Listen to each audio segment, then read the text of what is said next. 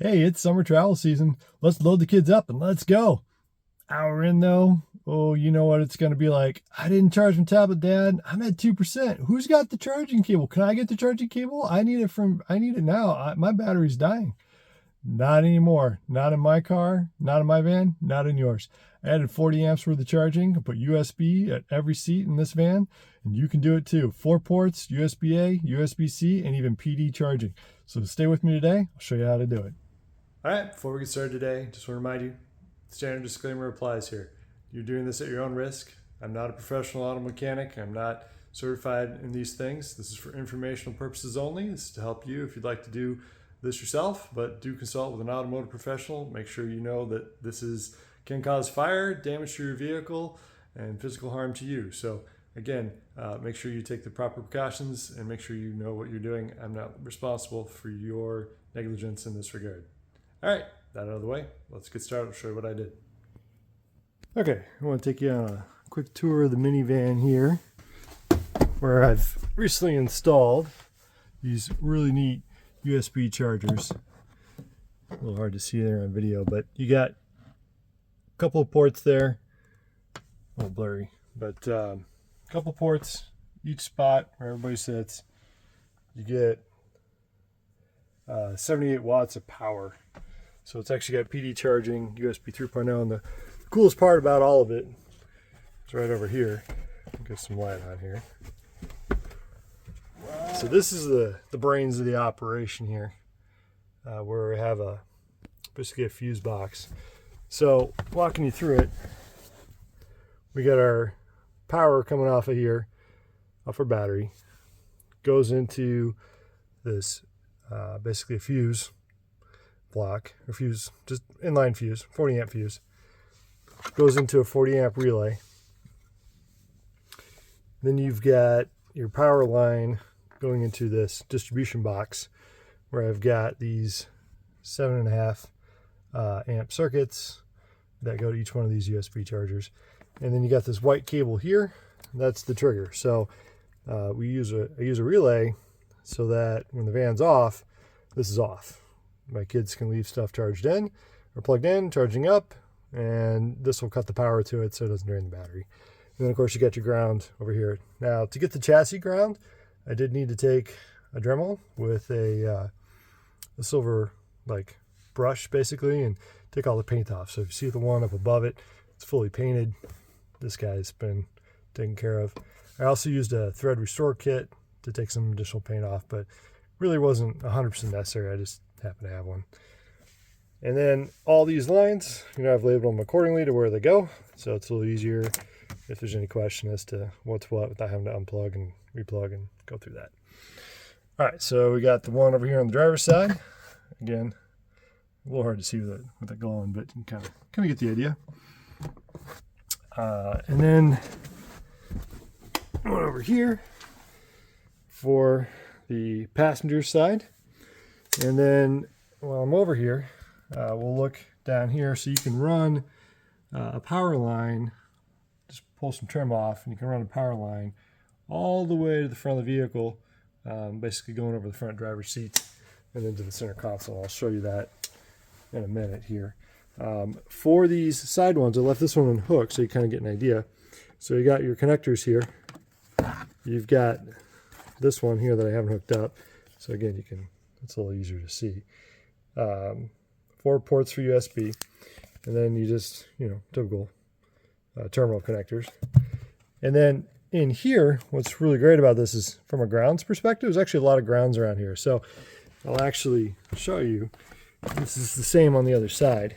If I pull this apart, look down in here, you can see 2 grounds that I've added right there. So the factory one is in there. We get a little shadowing here, but the factory one is behind it, and then this one's ready to go. It's had a screw on and everything. You just add the terminals, good to go. And the ground here, I got 2 grounds. That's from this one up here, and of course this ground's right here. And then of course this power runs under here. You can see it right there. It's kind of taped it up a little bit, and then it just runs under, and you can use this to fish right there. You just pull it off, right?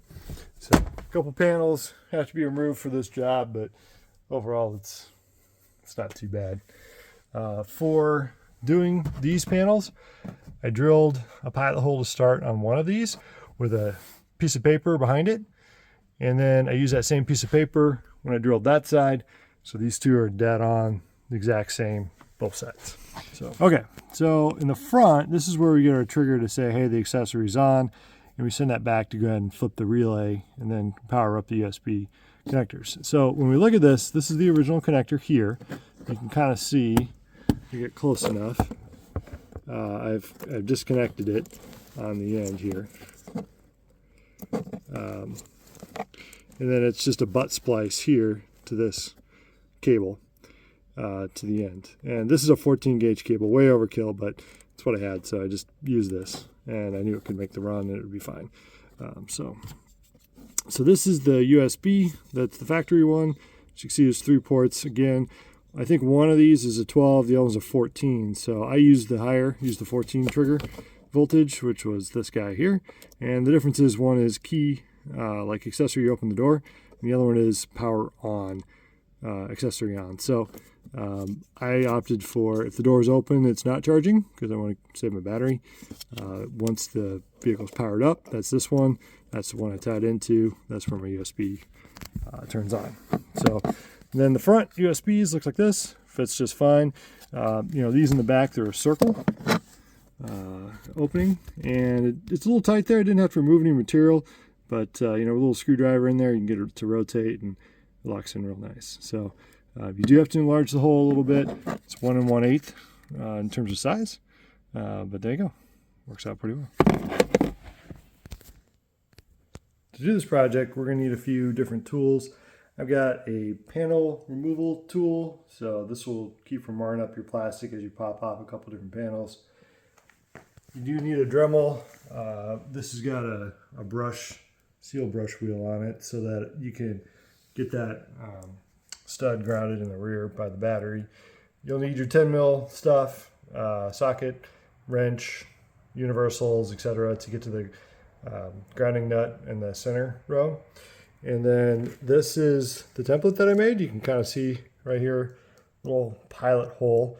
Basically, you fit one of these around one of the sides, you press it in, you know, this is where the tabs are, and then you go ahead and you drill your hole. Then you take this over to the other panel, line up the edges, you know, go through the holes again, but line up the edges primarily, drill a hole from the back side, and you're going to be in kind of a mirror result. And then you're going to do something kind of similar in the center row.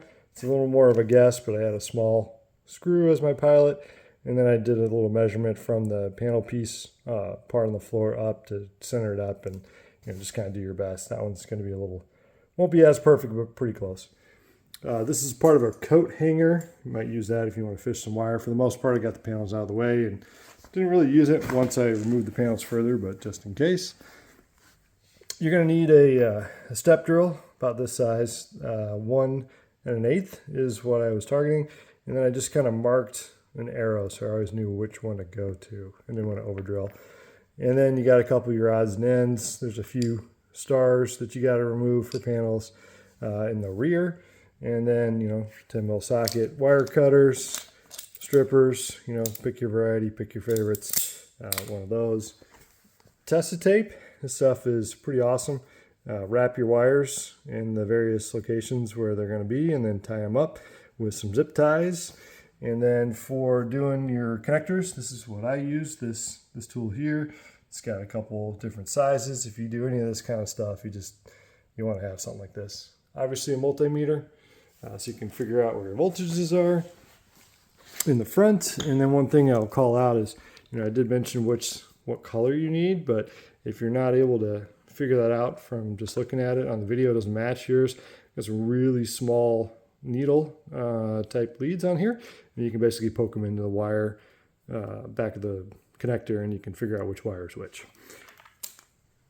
And then over here is what you're going to need to go to the hardware store and pick up. So we got the disconnects here. This will be for your fuse box, and you can see the size there.